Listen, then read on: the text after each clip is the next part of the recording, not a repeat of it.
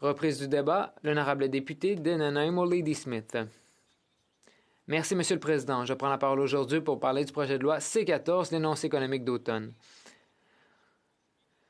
J'aimerais être à la Chambre des communes pour ce discours, mais c'est toujours un honneur pour moi de parler depuis ma circonscription de Nanaimo Ladysmith, le territoire traditionnel non cédé des Premières Nations, Snounniemix, Snassa, Snoupninus et Liaxon. Dans cette chambre, je représente le secteur de Nanaimo Ladysmith, mais aussi au nom des 1,1 million de personnes qui ont voté pour les Verts en 2019. Si vous faites le calcul et faites la moyenne du nombre de votes par rapport au nombre de députés élus, je représente 387 000 électeurs verts. En comparaison, le Parti libéral a reçu 5 fois plus de voix que le Parti vert, mais a élu 50 fois plus de députés, soit une moyenne de 38 000 voix par député. Ce n'est pas une véritable représentation de la volonté démocratique des Canadiens. L'énoncé économique de l'automne contient une longue liste de dépenses indispensables pour aider les Canadiens à surmonter la pandémie de la COVID-19. Le Parti vert se réjouit des nombreuses initiatives qui sont énumérées dans l'énoncé économique de l'automne. Notre chef, Annamie Paul, est particulièrement heureuse de voir le gouvernement s'engager à explorer la mise en œuvre de rajustements à la frontière pour le carbone. Et ce, afin de protéger les entreprises canadiennes et d'encourager les mesures climatiques à l'étranger. C'est une mesure que Mme Paul préconisait. Ce qui est remarquable dans cet énoncé économique d'automne, c'est ce qui a été laissé de côté par contre.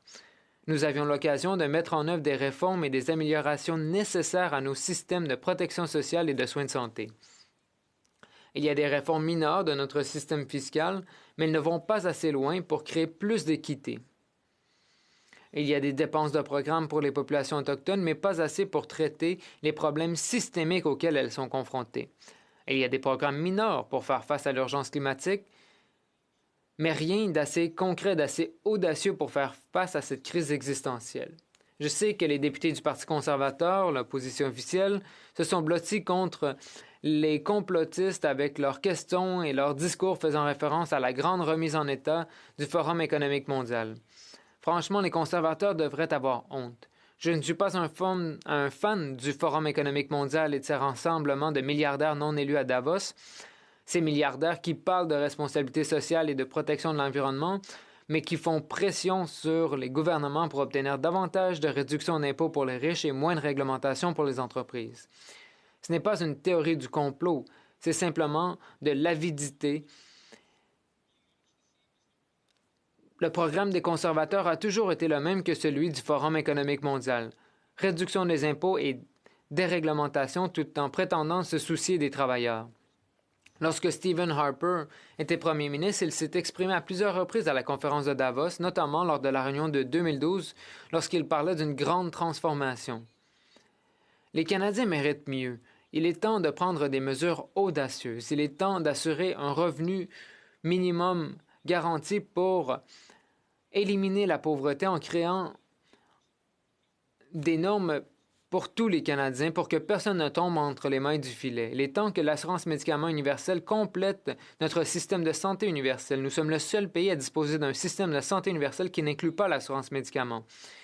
Il nous faut également financer des thérapies de traitement et des programmes proactifs qui maintiennent les Canadiens en bonne santé, les inclure dans la loi canadienne sur la santé. Il faut inclure pleinement les services de soins de santé mentale et de conseils dans la loi canadienne sur la santé. Nous avons besoin de plus de la moitié des mesures pour faire face à la crise de santé mentale dans nos communautés. C'est particulièrement vrai à l'approche du premier anniversaire des restrictions liées à la pandémie. Il est temps de financer les services universels de garde d'enfants et d'éducation de la petite enfance. Particulièrement important pour que les femmes puissent regagner le retard qu'elles ont accumulé dans le marché du travail en raison de la pandémie. Nous devons augmenter le financement pour faire face à la crise du logement abordable et pour lutter contre la crise des surdoses liées aux opioïdes. Il faut réformer notre régime fiscal pour que les milliardaires, les grandes banques et les multinationales paient leur juste part et ne puissent pas utiliser des échappatoires et des abris fiscaux pour éviter de payer des impôts au Canada. Nous avons encouragé le gouvernement à mettre en place et à étendre des programmes tels que la subvention salariale d'urgence afin de garantir que les travailleurs et les entreprises puissent survivre au confinement lié aux mesures sanitaires. Cependant, nous avons été clairs que cette aide d'urgence ne devait pas être utilisée par les entreprises pour payer des primes au PDG ou des dividendes aux actionnaires comme ça s'est fait par le passé. Le gouvernement n'a pas inclus ces conditions dans les programmes, ce qui a mené à des abus de la part des entreprises. Un récent rapport a révélé qu'au moins 1 milliard de dollars a été versé à 68 entreprises qui ont ensuite versé plus de 5 milliards de dollars en dividendes à leurs actionnaires. Imperial Oil a reçu 120 millions de dollars en subventions salariales et a versé 324 millions de dollars en dividendes au cours de la même période. Les grandes entreprises de télécommunications ont retiré près d'un quart de milliard de dollars de subventions salariales, Bell Canada ayant reçu 122 millions de dollars à elle seule, alors qu'elle disposait de 5,2 milliards de dollars en liquidités. Les sociétés à but lucratif qui gèrent des maisons de retraite pour personnes âgées ont également utilisé les fonds publics liés à la COVID pour remplir les poches des PDG et des actionnaires, alors que le nombre de décès dans leur établissement ne cessait d'augmenter. Le Parti vert est satisfait de certaines des initiatives environnementales, mais elles ne suffisent manifestement pas à faire face à l'effondrement de la biodiversité ou à la crise climatique à laquelle nous sommes confrontés. Le gouvernement a parlé des 2 milliards d'arbres qu'il compte planter. Mais ce plan manque de détails. Un arbre de 500 ans séquestre beaucoup plus de carbone en un an qu'un acre d'arbres qui vient d'être planté. Si le gouvernement veut vraiment utiliser les arbres comme puits de carbone, il devrait financer un arrêt immédiat de la destruction des forêts anciennes, en particulier en Colombie-Britannique et sur l'île de Vancouver, où seulement 1% des forêts anciennes de grands arbres restent debout. Le gouvernement de la Colombie-Britannique parle de préservation, mais continue à autoriser les coupes de forêts anciennes. Il faut que ça cesse, il faut allouer des fonds aux forêts anciennes. Les autres arbres que nous devons préserver et protéger se trouvent dans la forêt boréale. La forêt boréale est l'équivalent canadien de l'Amazonie et offre d'énormes avantages écologiques à la planète. Il est temps de laisser les forêts vierges tranquilles et de les préserver. Il existe de nombreux endroits au Canada où les forêts de 2e, 3e et 4e pouces peuvent être utilisées pour l'approvisionnement en bois.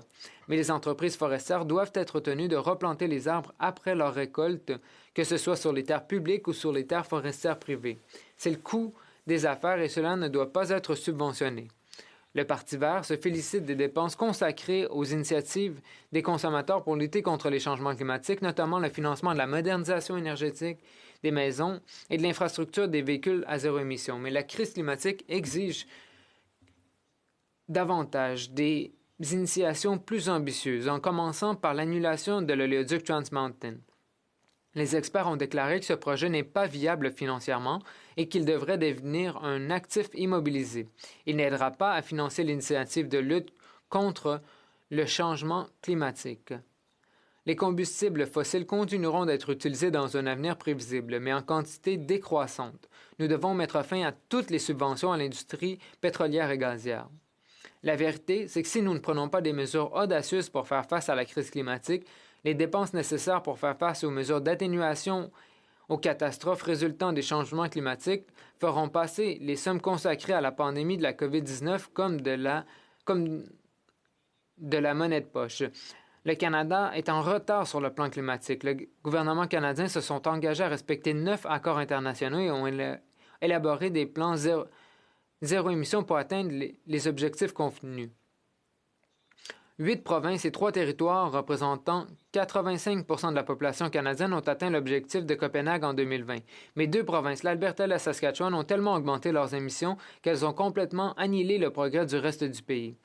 Le Canada a le pire bilan du G7 en matière d'action climatique. Le Royaume-Uni, le pays a le meilleur bilan, réduit ses émissions de GES de 41% par rapport au niveau de 90%, tandis qu'au Canada, c'est 21%. Le Canada doit en faire plus pour rattraper les autres pays et réduire ses émissions de 60% d'ici 2030. Le consommateur canadien moyen pourrait ramener ses émissions à zéro et cela ne signifierait rien tant que nous permettons à l'industrie pétrolière et gazière de continuer à polluer notre atmosphère avec des gaz néfastes pour le climat. Le gouvernement ne devrait pas laisser les députés qui font la promotion de théories du complot continuer à les intimider pour qu'ils prennent des mesures concrètes. Il faut être audacieux pour nos enfants et nos petits-enfants. En conclusion, Monsieur le Président, le projet de loi C-14 contient des dépenses et des actions bien nécessaires. À notre avis, il doit faire preuve de plus d'audace. Le Parti vert soutiendra ce projet de loi et nous continuerons à faire pression sur le gouvernement pour qu'il prenne des mesures plus audacieuses. Merci.